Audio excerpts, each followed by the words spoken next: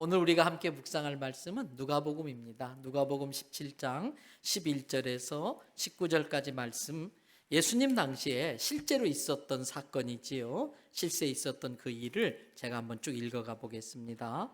예수께서 예루살렘으로 가실 때에 사마리아와 갈릴리 사이로 지나가시다가 한 마을에 들어가시니 나병 환자 10명이 예수를 만나 멀리 서서 소리를 높여 이르되 예수 선생님이여 우리를 불쌍히 여기소서 하거늘 보시고 이르시되 가서 제사장들에게 너희 몸을 보이라 하셨더니 그들이 가다가 깨끗함을 받은지라 그 중에 한 사람이 자기가 나은 것을 보고 큰 소리로 하나님께 영광을 돌리며 돌아와 예수의 발 아래에 엎드리어 감사하니 그는 사마리아 사람이라.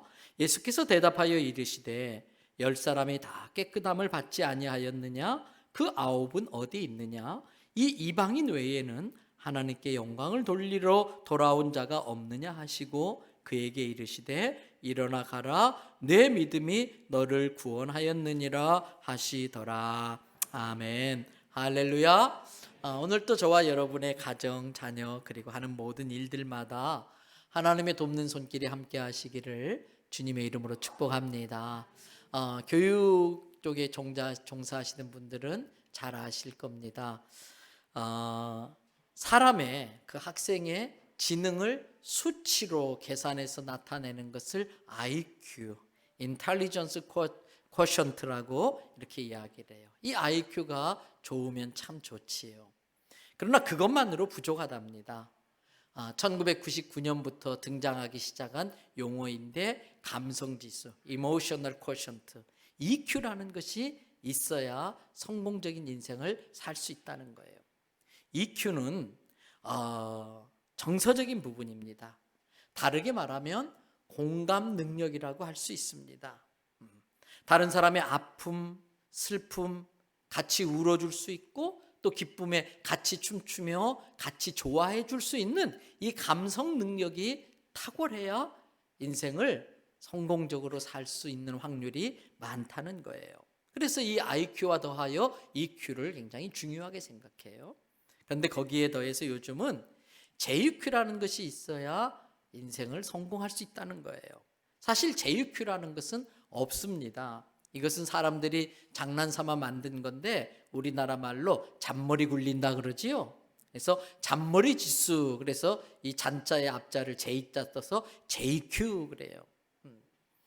세상이 하도 영악하다 보니까 그 사람들의 그 EQ, 공감 능력을 악용해가지고 불쌍히 여기는 마음을 악용해가지고 보이스피싱이라든지 이런 걸 통해서 사기치는 사람들이 많은 거예요. 그래서 그런 것에 속지 않고 살려면 JQ 지수도 좀 있어야 된다라고 말을 해요. 그런데 여러분, 이 JQ 지수를 좀 긍정적으로 받아들이면 꾀라고 할 수 있습니다. 지혜라고 할 수 있습니다. 그래서 우리 사람들은 이렇게 IQ도 좋고 EQ도 좋아야 되지만 선과 악을 분별할 줄 아는 지혜도 꼭 필요합니다. IQ가 좋으면 더 좋고요. 거기에 EQ까지 있으면 더 좋고요. 그리고 선과 악을 분별할 줄 아는 지혜롭기까지 한다면 금상첨화이겠지요. 그런데 아십니까? 요즘에 진짜 뜨는 게 있습니다. 요즘에 진짜 뜨는 것은 IQ도 아니고 EQ도 아니고 JQ도 아닙니다. 요즘에 뜨는 건 SQ입니다. SQ는 Spiritual Quotient라고 해서 이거는 영성지수 이렇게 이야기를 해요. 이 SQ는 하워드 가너드라고 하는 사람이 처음 주장을 했다가 이 뇌과학적 증명이 좀 필요하다라고 생각을 해가지고 영성지수라는 말을 더 이상 쓰지 않고 실존지능 이런 표현을 하면서 한 발 좀 물러나게 됩니다. 그런데 그 뒤로 영국 옥스퍼드 대학의 도너 조하 교수와 정신과 의사인 이언 마샬에 의해서 이 SQ 영성지수가 전 세계에 널리 소개되기 시작합니다. 그러면서 이 조하 교수와 마샬의 주장에 의하면 사람의 뇌에는요, 가스팟, 하나님의 영역이라는 게 사람의 뇌에 있다는 걸 여러 가지 실험과 과학적인 증명으로 밝혀내기도 했습니다. 그런데 이렇게 복잡하게 생각할 것 없이 쉽게 말하면 SQ는 일반 사회 과학적 표현을 빌린다면 영감이 탁월하다, 영감이 있다 라고 말을 할 수 있습니다. 그래서 실제로 역사적으로 아주 중요하고 아주 위대한 연구나 발견들은 한순간에 영감에 의해서 시작된 경우들이 많이 있습니다. 여러분, 이 하워드 가너드 교수는 이 영성 지수를 9번째 지능, 우리 인간의 지능이 여러 가지가 있다고 그래요, 이 학자들에 의하면. 근데 이것이 9번째 지능이라는 표현을 썼는데, 이 표현을 빌려가지고 KBS에서 다룬 적이 있었어요. 거기에서 이 9번째 지능이라는 SQ를 이렇게 정리를 합니다. 상황과 여러 가지 여건에 따라 자기의 생각을 이렇게 쉽게 잘 발전시키고 바꿀 수 있는 유연한 능력, 유연한 역량, 유연한 사고방식의 역량이 SQ가 높으면 가능하다는 거예요. 두 번째는 높은 수준의 자기인식, 내가 누구인가, 내가 어떤 존재인가, 자기 정체성 높은, 아주 수준 높은 자기 존재감을 갖고 있는 것도 SQ가 높은 사람이 그러한 자아인식을 갖는다는 거예요. 세 번째는 어떤 힘든 일을 겪었을 때에 거기에 좌절하지 않고 오히려 그 힘든 일을 잘 활용할 수 있는 역량, SQ가 높은 사람이 그런 걸 잘한대요. 또 아주 환난의 직면에서 그 환난 가운데 있지만 거기에 휘둘리지 않고 오히려 그 환난을 초월해가지고 자기의 가던 길을 쭉 갈 수 있는 그러한 역량. 또 비전과 가치관, 내가 해야 할 일이 무엇일까? 아주 의미 있는 비전과 가치관에서 자기가 할 일을 발견해내는 그러한 영감, 그러한 능력. 이게 SQ 지수가 높으면 그런 걸 잘한다고 그래요. 또 남에게 불필요한 해를 끼치는 것을 싫어한다고 그래요. SQ가 높은 사람들은 또 다양한 것들 사이에 이것들을 서로 잘 연결시키는 능력을 발휘해서 보이지 않는 그 무언가를 끄집어내는 능력이 커진다는 거예요. 창의력이죠. 창조성이죠. 그리고 또 근본적인 답에 충실하다는 거예요. 왜 이 일을 해야 될까? 사람은 무엇을 위해서 사는가? 이 근본적인 질문에 대한 답을 계속 추구하는 그러한 능력이 좋다는 거예요. 그리고 지금까지 해왔던 그러한 관례적인 것, 인습, 이것을 마냥 따르지 않고 왜 꼭 그렇게 해야 되지? 이렇게 하면 안 되나? 더 좋은 방법들을 찾아내는 것들을 잘한다고 그래요. 근데 여러분, 이렇게 쭉 듣다 보니까 우리 그리스도인들은 이미 이렇게 하고 있더라는 거예요. 하나님의 자녀로서 거룩한 삶을 살아야 된다고 하는 성도로서의 높은 자기인식, 자기 정체성, 괴로움에 직면하지만 여기에도 하나님의 뜻이 있지. 그래서 그 어려운 것들을 자기 성숙과 성장을 하는 기회로 활용하는 능력. 또 내 힘으로 감당하기 어려운 고통이 있지만 여기에도 하나님의 뜻이 있어. 그러면서도 감사할 수 없는 중에도 감사하면서 그 고통을 초월할 수 있는 삶. 또 인간이 이 세상에 무엇을 위해서 왔는가, 무엇을 위해 사는가, 하나님의 뜻이 무엇일까, 늘 그걸 생각하면서 정말 의미 있고 가치 있는 것을 자기의 비전으로 품고 살려고 하는 그러한 노력들, 이러한 것들을 쭉 살펴보니까 이미 우리 그리스도인들에게는 익숙한 것들이에요. 감사하게도 그것은 하나님께서 우리에게 SQ를 이미 은혜로 자연스럽게 주었던 것이지요.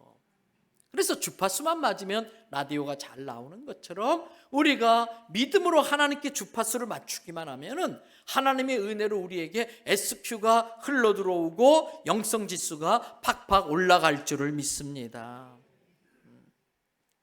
근데 여러분 아십니까?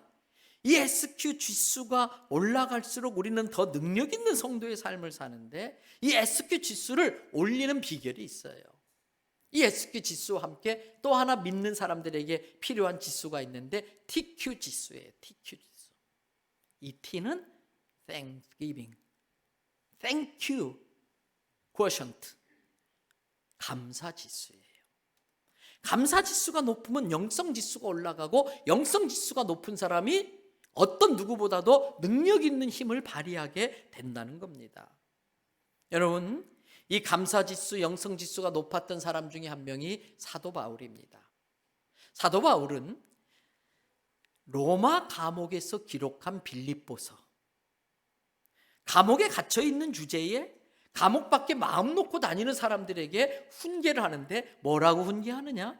빌립보서 4장 11절과 12절을 보십시오. 내가 궁핍함으로 말하는 것이 아니라 어떤 형편에든지 뭘 배웠다?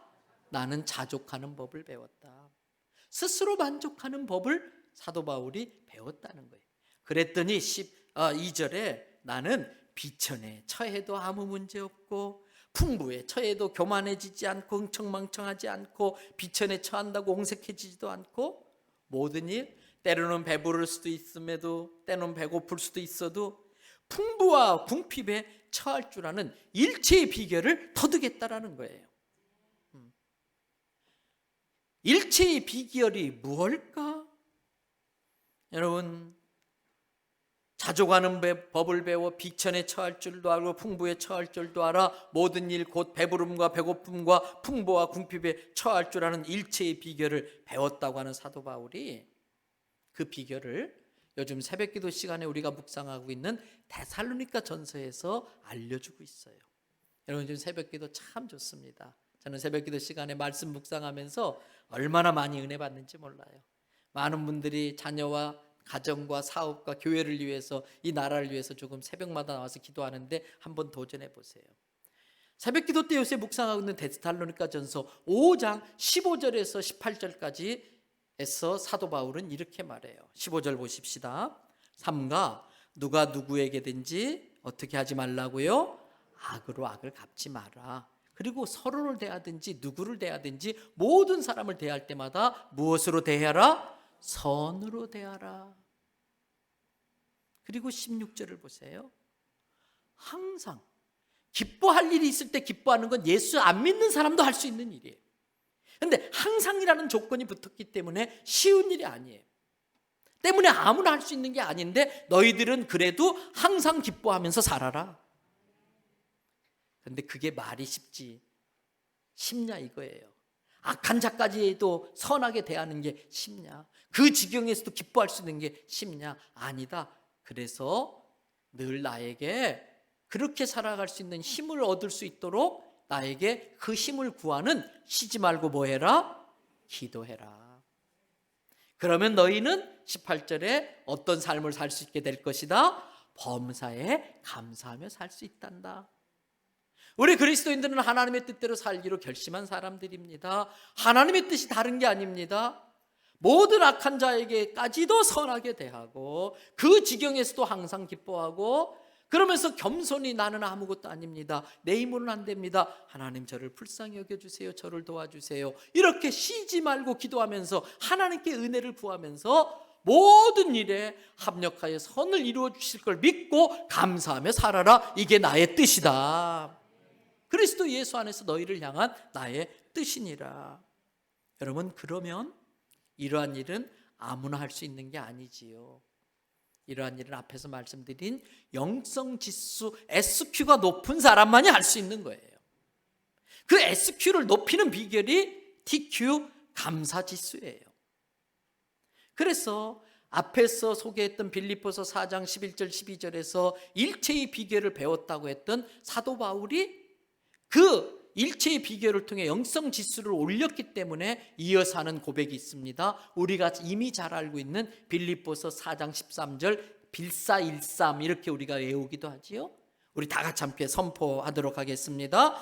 내게 능력 주시는 자 안에서 내가 모든 것을 할 수 있느니라. 할렐루야.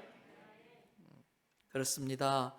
자족할 줄 알고 감사할 줄 알고 남을 선으로 대할 줄 알고 또 항상 기뻐하면은, 그리고 기도 생활을 하면은 영성지수가 쑥쑥 올라가요.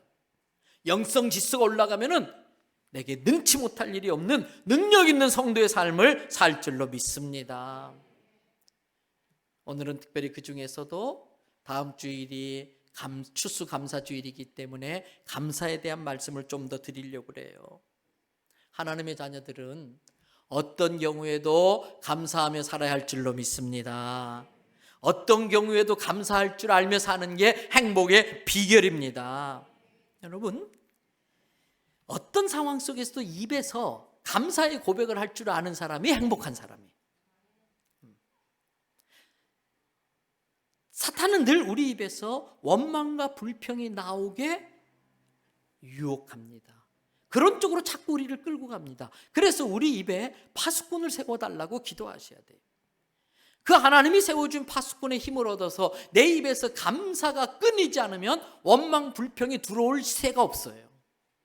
그러나 감사가 딱 끊어지는 순간, 그 순간 내 입에는 욕설과 원망과 불평과 분노와 시기와 질투가 싹 들어오게 되는 거예요. 그런데 이게 참 중요해요. 성경에 보면 하나님은 사람이 무슨 말을 하든지 그 입에서 시인하는 대로 역사하신다 그랬어요. 민수기 14장 27절 먼저 보세요. 나를 원망하는 이 악한 회중에게, 하나님을 원망하는 이 악한 이스라엘 백성들에게 내가 언제까지 참아야 되겠냐. 이스라엘 자손이 나를 향하여 원망하는 바, 그 원망하는 말을 내가 들었다. 그런데 그 원망의 말을 듣는 게 언제까지 들어야 되겠느냐? 한계가 있다는 거예요. 그대로 원망한 상태로 놔두면 그것이 이스라엘 백성들의 몸을 상하게 만들고 불행하게 만들기 때문에 내 자식이 병들고 불행해지는 것을 내가 볼 수 없어서 계속 원망한 상태로 놔두지 않고 그 원망하는 버릇을 고치기 위해서 내가 좀 다뤄야겠다, 그 뜻이에요. 그러면서 28절 말씀, 그들에게 이르기를 여호와의 말씀에 다른 얻다가 두고 맹세할 수 없어서 살아있는 나 여호와 내 자신을 놓고 맹세를 하는데 내가 약속 하나 할 거야. 그 다음 뭐라고 그랬어요? 너희 말이 내 귀에 들리는 대로 내가 그렇게 할 거야. 때문에 말하는 게 얼마나 중요한 건지 몰라요. 우리가 내뱉은 말을 하나님이 다 들으시고 하나님의 귀에 들리는 대로 그렇게 되게 한다는 거예요. 그래서 감사의 입술을 많이 고백하면 감사 열매가 많이 맺히는 거예요. 원망과 불평을 자꾸 하면 원망할 일이 많이 생기는 거예요. 하나님은 입술의 열매를 지어주신 하나님인 걸 깨달으시기 바랍니다. 여러분, 감옥과 수도원, 이 감옥과 수도원은 어떤 의미에서는 갇혀있다는 의미에서 별 차이가 없어요. 감옥과 수도원의 차이가 있다면, 감옥에는요, 난 잘못한 게 없는데 재수 없어서 억울하게 여기에 잡혀와 있다고 하는 사람들만 모여 있는 곳이 감옥이에요. 수도원은 나는 죄인입니다. 하나님 내 죄 좀 용서해 주세요. 그래서 의롭게 살게 해주세요. 나는 죄인입니다 하는 사람들이 모여 있는 곳이 수도원이에요. 그래서 갇혀 있다는 것으로만 본다면 별 다를 바가 없어요. 그런데 데이비드 소퍼 목사님이 감옥과 수도원의 차이를 이렇게 말씀하셨어요. 감옥과 수도원은 갇혀서 못 나온다는 점에서 별 다를 바가 없다. 단지 그 안에서 불평하며 사느냐 감사하며 사느냐의 차이만 있을 뿐이다. 수감된 죄수가 하나님의 은혜로 수도자와 같은 수도자들이 먹는 마음인 감사하는 마음을 품으면 감옥도 수도원이 된다. 그러나 수도원이라 할지라도 거기에 수도를 닦는 수도사가 어떤 이유로든 불평하는 마음을 가질 때에 수도원은 감옥으로 바뀌고 만다. 그렇습니다.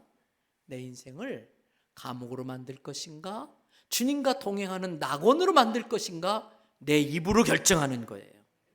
감사의 말을 하느냐, 원망의 말을 하느냐, 긍정적인 믿음의 말을 하느냐, 부정적인 불신의 말을 하느냐가 내 인생을 지옥으로 만들기도 하고 천국으로 만들기도 하는 겁니다.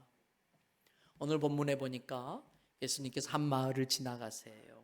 근데 그 마을 주변에 과거에 우리가 문둥병이라고 그랬지요. 나병이라고 부르기도 했고 이젠 그렇게 안 부릅니다. 한센 씨라는 분이 이 병의 모든 걸 다 밝혀냈어요. 그래서 과거에는 불치의 병이라 저주받은 병이라 그랬는데 아니에요. 지금은 다 완치가 돼요. 근데 예수님 당시만 해도 이 병은 못 고치는 병이었어요. 그래서 이 병이 걸리면 그 사람은 감염 예방을 위해서 따로 격리 조치돼요. 마을 공동체에서 쫓겨나가지고 이 병 걸린 사람들끼리 같이 모여 살아요. 그러다가 먹거리라도 구하려고 밖에 나갔다가 정상인들을 만나면 정상인들이 돌을 던져서 치도록 성경의 율법에 정해놨어요. 그래서 돌에 맞아 죽는 일도 생겨요. 근데 어느 날 예수님이 자기들이 있는 그 이웃 마을에 지나가신다는 소리를 이 한센병 환자 10명이 들은 거예요. 그때 이들이 야, 이것이 마지막 기회야. 여기서 이렇게 이 병 걸려 죽든지 아니면 돌에 맞아 죽을 수도 있지만 그래도 가서 예수님 만나서 이 병 고치든지 이판사판 우리 한번 나가자. 그리고 나온 거예요. 그리고 멀리 예수님을 봐요. 율법에 의하면 이 병 걸린 사람이 정상인을 만나면 입으로 마스크를 해야 돼. 그리고 막 소리쳐요. 저는 한센시병 환자입니다.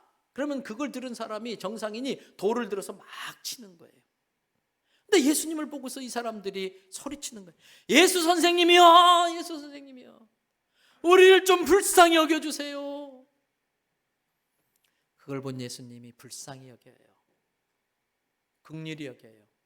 그리고 하신 말씀이 오늘 본문 누가복음 17장 14절입니다. 다 같이 읽어보실까요? 보시고 이르시되 가서 제사장들에게 너희 몸을 보이라 하셨더니 그들이 가다가 깨끗함을 받은지라. 이 병이 원래 낫지 않는 병이었어, 예수님 당시에는요. 근데 어쩌다가 낫는 경우가 있을 수도 있겠지요. 그러면 내가 보니까 다 나았네, 이래가지고 마을로 들어가면 안 돼요. 돌에 맞아 죽어요. 가장 먼저 제사장을 찾아가서 제 병이 나은 것 같기도 한데 한번 봐주실래요? 그럼 제사장이 진단하고 증명서를 써줘요. 그러면 그러고도 며칠 동안 확실한지 검증을 거친 다음에 마을 공동체에 들어가는 거예요. 근데 지금 예수님께서 그래, 제사장한테 가서 너희 몸을 보여라 말씀하세요. 근데 가다가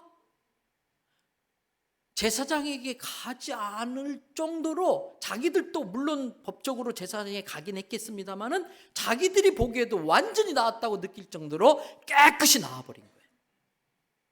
여러분, 믿음이 힘입니다. 이것이 순종의 힘입니다.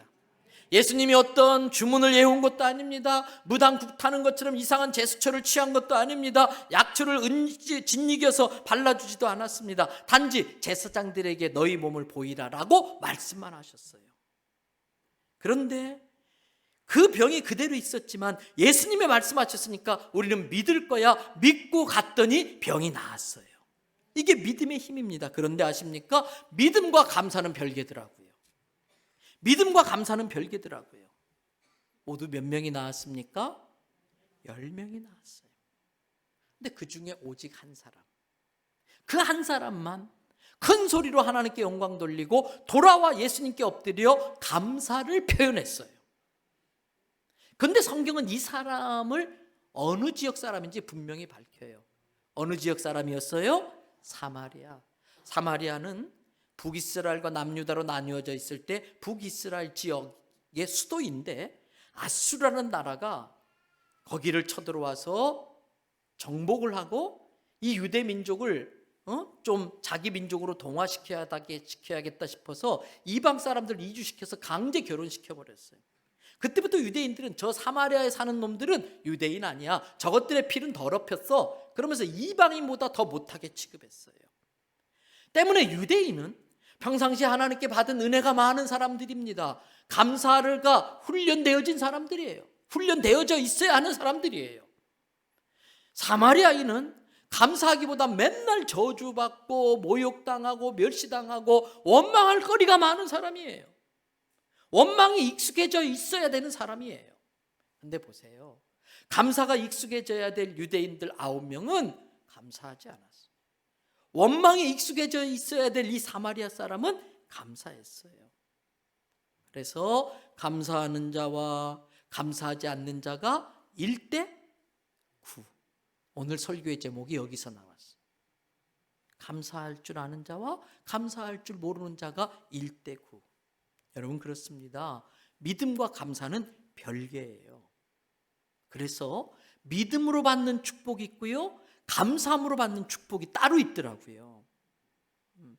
예수님께 감사하러 온 사람을 제외한 9명은 믿음으로 병 낫는 축복은 받았습니다. 그러나 그 복은 거기까지입니다. 그 복은 이 땅에서만 효력이 있는 복입니다. 그 복을 받아서 이 9명은 건강하게 그럭저럭 살았겠지요. 그 중에 어떤 사람은 또 다른 병에 걸렸을 수도 있겠지요. 그러나 그들은 여기까지만, 여기에 있는 정보만 가지고 볼 때는 천국에 갔다고 볼 수 없어요. 그러나 예수님께 감사의 고백을 하러 온 사람은 달라요. 19절, 누가복음 19장 19절 보세요. 다 같이 읽어보십시다. 그에게 이르시되 일어나 가라, 내 믿음이 너를 구원하였느니라 하시더라. 할렐루야. 믿음으로 받은 축복이 있었지만 믿음으로 받을 수 없는 축복이 감사를 통해 받는 축복인데, 이 사마리아 사람은 믿음으로 받는 축복과 감사로 받는 축복을 다 받았어요. 저는 우리 대연성결교회 성도들이 믿음으로 받는 축복과 감사로 받는 축복 다 받기를 축복합니다. 축원합니다. 지난 주일에 이 코로나 상황에서도 감사하게도 하나님의 은혜로 18명에게 입교와 세례 예식을 행했지요. 저는 세례 받는 분들 문답을 하면서 그들의 신앙이 쑥쑥 커가는 걸 보며 참 감격했어요. 하나같이 자기들이 하나님의 은혜로 재용서함 받고 예수님의 보혈로 재씻음 받고 예수님의 생명으로 영생을 얻어서 하나님의 자녀가 되어 세례 받는다는 것에 그렇게 감격해 하시더라고요. 그렇게 고마워하더라고요. 세례 받으면서 어떤 분들은 눈물을 쭉 흘려요. 저는 그렇게 감격하는 모습을 보면서 요즘 제 영성이 너무 메마른 건 아닌가, 제 자신을 돌아보는 계기가 되기도 했어요. 요한계시록 2장에 보면 에베소 교회를 향해서 주님이 그들이 행한 많은 능력에 대해서 칭찬을 합니다. 에베소 교회가 이렇게 했고 이렇게 했고 그들의 많은 그 능력으로 행한 일들을 칭찬합니다. 그런데 그들이 능력으로 행한 일은 행한 일이고 그들에게 책망할 일이 따로 있다는 거예요. 그게 뭐냐면 첫사랑을 버렸다는 거예요. 믿음으로 행하는 능력이 있지만 사랑으로 해야 할 일을 못하고 있었던 거예요. 그래서 첫사랑을 버린 걸 책망하면서 너희가 어디서부터 그 첫사랑을 잃어버렸는지 빨리 돌이켜서 회개하고 첫사랑을 회복하라, 이렇게 이야기를 해요. 여러분, 이처럼 능력과 사랑과 감사는 별개더라고요. 진정한 구원은 감사로 완성되는 거예요. 물론 믿음은, 구원은 믿음으로 받는 거예요. 그런데 정말 그 사람의 믿음이 그 사람을 구원하는 믿음이냐라는 것은 그 사람의 삶 가운데 감사가 있느냐 아니냐로 가늠해 볼 수는 있다는 거예요. 구원이 확실한 사람은 감사의 삶을 살아요. 이 9명은 병 고침을 받았는지는 모르지만 영원한 구원은 얻지 못했어요. 이 땅에서의 축복을 받는 행운을 누렸는지는 모르지만 그것은 이 땅에서 그 복은 끝났어요. 그러나 감사할 줄 알았던 이 사마리아 사람은 이 땅에서 복과 함께 하늘나라에서까지도 유효한 복을 누릴 수 있는 기회를 얻게 되는 거예요. 여러분, 잘 산다는 게 뭘까? 어떻게 사는 게 잘 사는 걸까? 이 세상에서는 의롭고 말씀대로 정직하게 살려고 하는 사람이 그렇게 사는데도 불구하고 재정적으로 어렵게 사는 사람들이 있어요. 평생을 하나님의 말씀대로 살려고 하는데도, 살고 있는데도 하나님의 뜻이 어디 있는지 모르지만 재정적으로 힘들게 사는 사람들이 있어요. 근데 이 세상 사람들은 그 사람의 내면을 보지 않고 겉으로 드러나는 사는 모습, 가난하게 사는 걸 보고 참 못 산다, 이렇게 말을 해요. 너무나 쉽게 말해버려요. 어떤 사람들은 사기를 치고 속이고 부정부패를 저지르고 못 쓸 짓을 해가지고 많은 돈을 모았어요. 그 돈으로 좋은 집에 삽니다. 좋은 차 타고 다닙니다. 좋은 음식 먹습니다. 좋은 옷 입습니다. 좋은 곳 다 돌아다닙니다. 사람들은 그렇게 사는 걸 보고 참 잘 산다, 그렇게 쉽게 말해버려요. 아니지요. 아니지요. 성경에서는 잘 산다는 걸 그렇게 가르쳐 주지 않아요. 성경이 말하는 잘 사는 인생은 예수 믿고 구원받은 인생입니다. 성경에서 말하는 잘 사는 인생은 이 땅에서 어떻게 살든 앞으로 천국 갈 준비가 되어 있는 사람을 잘 사는 사람이라고 말을 합니다. 그리고 성경에서 잘 산다고 하는 것은 자기 생각대로, 자기 뜻대로, 자기 멋대로 사는 것이 아니라 하나님께서 나에게 왜 이 달란트를 주셨을까?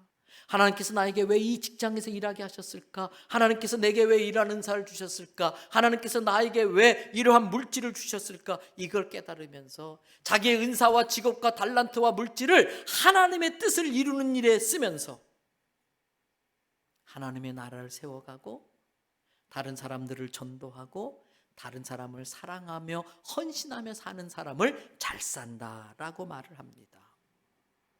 성경은 돈으로 호의호식하며 사는 것, 이걸 축복이라고 가르치지 않습니다. 기독교는 하나님의 말씀과 그 말씀대로 살려고 애쓰는 삶을 축복받은 삶이다라고 말합니다. 참된 기독교 정신은 돈을 하나님 나라를 위해서 쓰는 도구로 생각합니다. 그래서 물질을 자기가 누리고 자기 뜻대로 쓰지 않고 하나님의 뜻대로 써서 영혼을 구원하고 하나님 나라를 위해 쓰는 도구로 받아들입니다. 그 물질이란 도구를 그렇게 쓸 줄 아는 사람에게는 너는 내가 믿을만 하구나, 너에게 더 많은 도구를 맡겨도 되겠구나, 그래서 그 물질을 더 풍성하게 해 주십니다. 여러분, 성경의 가르침은 물질은 축복이 아니라 은사입니다. 뭐라고요? 은사. 은사는 쓰면 쓸수록 개발돼요. 은사는 쓰면 쓸수록 더 풍성해져요. 은사를 안 쓰면 점점 쪼그라듭니다. 그래서 은사를 안 쓰면 있던 은사마저 남에게 빼앗겨.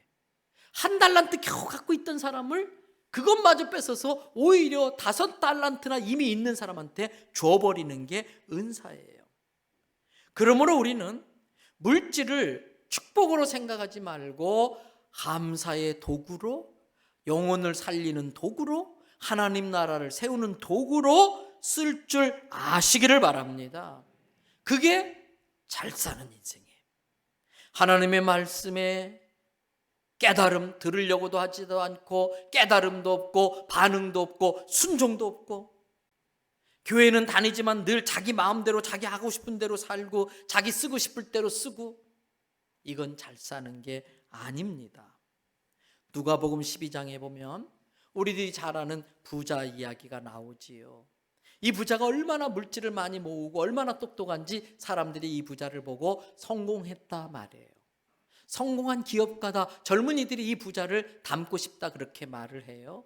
그런데 누가복음 12장 20절에 보면 하나님께서 이 부자를 보고 뭐라고 말해요? 어리석은 자야, 이 바보 멍청아. 왜 사람들은 이 사람 보고 똑똑하다고 그랬는데, 닮고 싶다고 했는데 왜 하나님은 이 부자를 보고 어리석다고 했을까? 몇 가지 이유가 있어요. 첫 번째는 자기가 이미 받은 것에 대한 감사를 할 줄 몰랐어요. 지금 자기가 받은 것이 감사해야 될 것이라는 걸 이 사람은 몰라서 그 인생에 감사가 없어요. 여러분, 당연한 것이 아닌데 당연한 것으로 여기는 건 배은망덕이에요. 우리 인생에 당연한 건 아무것도 없어요. 모두가 하나님의 은혜라는 걸 깨달으시기 바랍니다. 그래서 내가 당연하게 여기는 것에 감사할 줄 알며 살아야 되는데 이 부자는 그걸 못했어요. 그래서 어리석은 사람인 거예요. 두 번째, 이 부자가 어리석은 이유는 뭘까? 하나님께서 은혜로 주신 것들을 이웃을 위해 쓸 줄을 몰랐어요. 하나님이 주신 것들을 은혜로 생각하고 어려운 사람을 돕고 힘든 사람에게 힘을 실어주고 영혼을 구원하고 선교사님들을 후원하고 하나님 나라를 세워가고 생명 살리는 일에 요만큼도 쓸 줄을 모르고 오직 혼자 다 먹었어요. 오직 혼자 다 썼어요. 혼자 다 누리며 사는데 썼어요. 그래서 어리석다 그랬어요, 하나님이. 그리고 세 번째, 이 사람이 어리석은 이유, 자기 계획은 철저하게 잘 세웠는데 자기에 대한 하나님의 계획을 모르고 살았어요. 그 사람의 계획은 어떻게 돈을 더 많이 모을까? 어떻게 이걸 잘 굴려서 더 점점 재산을 늘릴까? 이게 이 사람의 계획의 전부예요. 그리고 어떻게 내가 이 돈을 잘 쓸까? 돈 쓸 궁리만 했어요. 그런데 그 사람의 그런 계획과 상관없이 그 사람에 대한 하나님의 계획은 따로 있었습니다. 누가복음 12장 20절에 어리석은 자요, 오늘 밤 tonight 2020년 11월 8일 오늘 밤 내가 너의 영혼을 도로 찾아갈 거야. 그러면 네가 저 창고에 준비한 것들이 누구 것이 되겠느냐? 하나님 말씀하세요. 그날 밤이 그 인생의 마지막 밤이라는 걸 모르고 사는 게 어리석은 거예요. 때문에 우리 그리스도인들은 예수님 내 1000년 뒤에 오신다 할지라도 내일 오시는 것처럼 사셔야 돼요. 그리고 예수님 내일 오신다 할지라도 이미 준비 다 갖춰놨기 때문에 유난 떨 필요 없어요. 1000년 뒤에 오실 것처럼 하던 일 그냥 하면서 자다가 주님 부름 받으면 되는 거예요. 근데 이 부자는 그날 밤이 자기의 마지막 밤인 줄 모르고 그날 밤 이후의 계획은 하나도 없었어. 마지막 날 밤 이후의 계획을 세워두고 있어야 돼. 우리들은 이미 하나님이 세워주셨어요. 예수님이 세워주셨어요. 우리 있는 곳을 예비해 두신 걸 믿으시기를 바랍니다. 그러므로 사랑하는 성도 여러분, 잘 산다는 것의 기준을 분명히 하시기를 바랍니다. 사람들 보기에 잘 산다는 건 다 의미가 없습니다. 인생은 하나님이 평가합니다. 하나님 보시기에 좋았더라. 하나님 보시기에 잘 사는 인생 사시기를 바랍니다. 이제 말씀 마무리합니다. 여러분, 감사가 영성지수를 올려줘요. 영성지수가 올라가면 능력 있는 성도의 삶을 살아요. 그러면 어떤 것을 감사함으로 영성지수를 올릴 수 있을까? 무엇을 감사하며 살아야 될까? 첫 번째는요, 예수 믿게 된 걸 감사하시기 바랍니다. 다른 어떤 것보다도 예수 믿고 천국 갈 준비가 되어 있는 걸 감사하셔야 돼요. 비록 내가 이 땅에서 거지로 산다 할지라도 예수님 내 마음에 계시면 내 영혼이 중환제쯤 벗고 내 영혼이 은총 입어 중환제쯤 벗고 주 예수 영접하니까 궁궐이나 초막이나 그 어디나 뭐라고요? 하나님 나라. 내가 비록 거지로 산다 할지라도 내 심령에 주님이 함께 하시면 거기가 하나님 나라라는 거예요. 여러분, 그래서 내가 구원받고 하나님의 자녀가 됐고 영생을 얻어 천국에 산다고, 천국 간다는 소망 하나만 가지고도 모든 원망과 불평을 제압할 수 있어야 돼요. 다스릴 수 있어야 돼요. 과연 나는 예수님 한 분만으로, 구원받은 그것만으로 감사하며 사는지 자기를 살펴보시기 바랍니다. 시편 기자는 시편 35편 9절에서 내 영혼이 뭘 즐거워한다고? 여호와를 즐거워. 게임을 즐거워하고 텔레비를 즐거워하고 드라마를 즐거워하고 돈을 즐거워한 게 아니라 내 영혼이 여호와를 즐거워했어. 무엇을 기뻐한다고? 주식 올라가는 걸 기뻐하는 게 아니고 로또 당첨을 기뻐하는 게 아니고 그의 구원을 기뻐하리로다. 그래서 시편 84편 1절부터 2절을 보세요. 다 같이 우리 고백합시다. 만군의 여호와여, 주의 장막이 어찌 그리 사랑스러운지요. 내 영혼이 여호와의 궁정을 사모하여 새약하며 내 마음과 육체가 살아계신 하나님께 부르짖나이다. 사랑하는 사람을 못 보면 병이 걸려요. 사랑하는 사람을 만나겠는데 못 만나면 영혼이 비실비실, 육체가 새약해. 오늘 시편 기자가 여호와의 궁정은 얼마나 사모하는지 자기 영혼이 새약할 정도라는 거예요. 여러분, 구원받았다는 사실 하나만으로도 감사의 조건이 돼야 할 줄로 믿습니다. 영국의 유명한 설교가인 매튜 헨리 목사님이 계세요. 어느 날 목사님이 밤에 길을 가다가 강도를 맞아서 흠뻑 두들겨 맞아요. 가진 거 다 빼앗기고 피투성이가 돼서 기절해 쓰러져 버렸어. 그러다가 다행히 목숨을 건지셔서 깨어나세요. 그리고 피투성이가 된 채로 집에 돌아오세요. 가족들이 보고서 깜짝 놀래요. 근데 이 매튜 헨리 목사님은 아무 말도 안 하고 자기 서재에 들어갑니다. 손을 모으고 하나님께 기도해요. 하나님, 그래도 생명은 살려주셔서 이 생명을 가지고 돌아와 가족들을 다시 볼 수 있게 해주셔서 감사합니다. 하나님, 제가 예수님 안 믿었다면 저를 때린 저 강도같이 저도 그렇게 될 수 있었을 텐데 제가 예수님 믿고 강도가 안 되고 목사 된 거 감사합니다. 하나님, 이 세상 강도 만나서 다 빼앗기면서 이 세상 거 다 잃어버려도 아깝지 않고 그래도 나는 천국을 소유하고 있다는 걸 다시 한번 확인할 수 있게 돼서 감사합니다. 그렇게 기도해요. 여러분, 구원받은 그것만으로도 감사해야 할 줄로 믿습니다. 두 번째, 뭘 감사해야 되나? 내가 지금 당연하게 누리고 있는 것을 감사해야 돼. 당연하다고 생각하고 있는 게 실은 감사해야 될 이유입니다. 여러분, 전에도 한번 소개해 드린 적이 있지요. 나면서부터 앞을 보지 못했던 헬런 켈러. 듣지도 못하고 말도 못해요. 이 헬런 켈러가 박사까지 되잖아요. 그리고 그가 3일만 볼 수 있다면 글을 써요. 그 글에 뭐라고 돼 있냐면, 내가 만일 사흘간 볼 수 있다면, 첫 번째 날에는 나 같은 것을 가르쳐서 이렇게 박사까지 되게 해주신 설리반 선생님을 찾아갈 겁니다. 그리고 오전 내내 나는 그 선생님의 얼굴이 어떻게 생겼는지 그 얼굴만 보고 있을 겁니다. 그리고 오후에는 산에 올라가서 선생님이 이 꽃은 이렇게 아름다워, 이 꽃은 빨간색이야, 노란색이야, 가르쳐줬던 꽃들이 어떻게 생겼는지 저는 아름다운 꽃들과 풀과, 그리고 선생님이 말씀해 주셨던 시뻘겋게 하늘을 물들이며 넘어가는 그 석양의 노을을 바라보다 내려오겠습니다. 그렇게 하루를 보내. 둘째 날 새벽에 일찍 일어나 먼동이 떠오르는 그 태양을 보고 싶습니다. 우리는 툭하면 광안리 가서 볼 수 있는 그 떠오르는 해를 이 헬렌 켈러는 그렇게 보고 싶어 하는 거예요. 그리고 저녁에는 영롱하게 빛나는 하늘의 별을 바라보겠습니다. 그리고 둘째 날을 보내. 마지막 셋째 날에는 아침 일찍 일어나 힘차게 부지런히 일터를 향해 가는 사람들의 활기찬 표정을 보고 싶습니다. 살아있음의 증거. 오늘 또 할 일이 있어서 힘차게 씩씩하게 출근하는 그 사람들의 표정을 보고 싶다는 거예요. 그리고 저녁 때는 딱 한 편, 유일한 기회.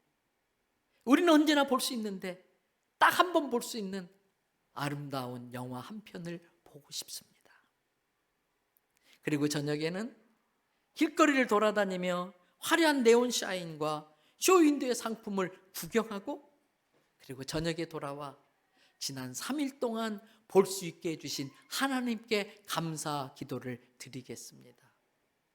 실제 그런 일은 없었어요. 그랬으면 좋겠다라고 다만 글로 쓴 것뿐이에요. 우리는 30년을 멀쩡히 눈뜨고 보고 있으면서 60년을 멀쩡히 눈뜨고 보고 있으면서 그게 감사할 이유라는 걸 모르고 살았어. 저녁마다 하늘만 쳐다보면 그 석양의 노을을 볼 수 있고, 아침에 광안리에 나가면 볼 수 있는 그 해를 보면서도 그게 감사할 이유라는 걸 모르고 살았어. 아니에요. 당연히 여겨야 될 것들이 실은 감사할 이유예요. 여러분, 우리 아이들이 목사님, 애들이 속 썩여 죽겠어요. 왜 이렇게 우리 애들은 부모 속을 썩이는지 모르겠어요. 그러다 어떤 분은 실제 자식 보고요, 야, 이놈의 새끼 나가 뒤져라 그래요. 나가 뒤지면 큰일 나요. 진짜 감사할 일이 뭔지 아세요? 지 집이라고 저녁마다 꾸역꾸역 찾아 들어오는 게 감사할 이유예요. 에이, 뭘 그게 감사할 이유일까? 여러분, 내 아이가요 10시가 되는데 안 들어왔어요. 궁금해서 전화했어요. 전화가 끊어져 있어요. 통화가 연결이 안 돼요. 무슨 일이지? 배터리가 떨어졌나? 10시 반이 돼도 소식이 없어. 또 전화해봐요. 안 돼요. 11시가 돼도 안 들어와요. 불안해지기 시작합니다. 12시가 돼요. 새벽 1시, 2시가 돼요. 안절부절 신고하고 난리 납니다. 잠 못 자요. 어떤 성도님이 그래요. 목사님, 우리는 그렇게 공부를 못해요. 안수기도 좀 해주세요. 얘 공부 잘하게 좀 지혜를 달라고 안수기도 해주세요. 그러다 걔가 아팠어요. 공부 잘하게 해달라는 기도 제목 쏙 들어가 버렸어요. 목숨이 아프지만 않게 해달라고 기도해 주세요. 여러분, 오늘 아침에 눈 뜬 게 감사할 이유예요. 내 눈으로 보는 게 감사할 이유예요. 내 발로 계단 걸러와서 이 예배당에 앉아있는 게 감사할 일이에요. 교회까지 차 몰고 오다가 안 부딪힌 게 감사할 이유예요. 숨 쉬는 것도 내가 마음대로 못 쉬어요. 여러분 중환자실 가보세요. 자가 호흡이 안 돼가지고 호흡기 끼고 있는 사람이 얼마나 많은지. 숨 쉬는 것도 내가 쉬는 것 같지만 하나님이 쉴 수 있게 해줘서 쉬는 거예요. 내 폐가 줄었다 퍼졌다 하나님께 장치를 해놔서 숨 쉬는 거예요. 당연한 걸 당연한 거로 여기지 말고 감사해야 될 거라는 걸 깨달으시길 바랍니다. 그리고 세 번째 뭘 감사해야 되느냐? 역경 중에도 미래에 베풀어 주실 축복을 믿고 먼저 감사할 줄 알아야 돼. 이걸 제가 헌금 기도할 때 가끔 하잖아요. 쓰는 용어가 있잖아요. 무슨 감사? 선불 감사. 원망은 역경 앞에 무릎 꿇게 만듭니다. 그러나 감사는 역경 앞에 당당히 서게 만듭니다. 믿음 있는 사람은 환난을 장차 찾아올 축복의 전주곡으로 받아들입니다. 늘 제가 말씀드려요. 하나님은 축복을 거저 주시지 않고 고난의 보자기에 싸서 주세요. 그래서 그 고난의 보자기만 먹고 어이구 싫어 난 저거 싫어 그러면 그걸 풀름으로써 받을 수 있는 축복까지도 포기하는 게 돼버리는 거예요. 그래서 사도 바울은 로마서 8장 18절에서 생각해 보니까 지금 내가 당하고 있는 고난은 장차 앞으로 나에게 나타날 영광과는 잽도 안 된다. 게임도 안 된다. 지금 당하는 이 고난은 아무것도 아니다. 욥은 내가 모태로부터 알몸으로 왔다가 알몸으로 돌아가는 게 당연한 거 아니냐. 주신 분이 여호와신데 주셨던 그분이 거두어 가시는 것도 당연한 거 아니냐. 나는 오직 여호와를 찬양할 뿐이다. 이 고백을 해요. 사도 바울은 또 고린도후서 4장 17절에서 18절에 우리가 현재 지금 잠시 받고 있는 환난에 경한 것, 가벼운 것이 앞으로 우리가 받게 될 지극히 큰 영광의 무거운 것에 비교할 수 없을 것. 잠시 이 땅에서 받는 그 가벼운 환난으로 인하여 우리는 지극히 크고 놀라운 영광을 보장해 준다는 거예요. 그래서 우리는 눈에 보이는 것이 8절, 눈에 보이는 걸 주목하며 살 것이 아니라 보이지 아니하는 것을 봐야 되는데 눈에 보이는 고난은 잠깐이요 보이지 않는 그 고난을 이겨낸 사람에게 주는 하나님의 축복은 영원합니다. 그랬어요. 사랑하는 성도 여러분, 이제 마쳐요. 다음 주간이 지난 1년 동안 하나님께 우리에게 베풀어 주신 은혜에 대해서 감사하는 추수감사주일이에요. 일주일 내내 내가 감사할 게 무언가 이걸 많이 생각해 보세요.